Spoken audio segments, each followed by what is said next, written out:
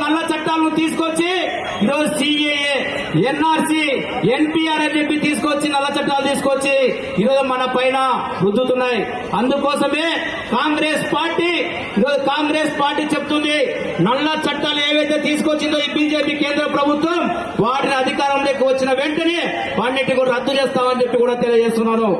అదేవిధంగా ఈ రోజు లోకల్లో చూస్తే మనము ఈ రోజు చేస్తున్నాను.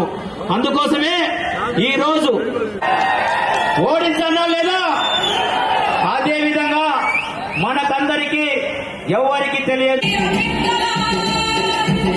దెబ్బలెన్నైనా ధైర్యమే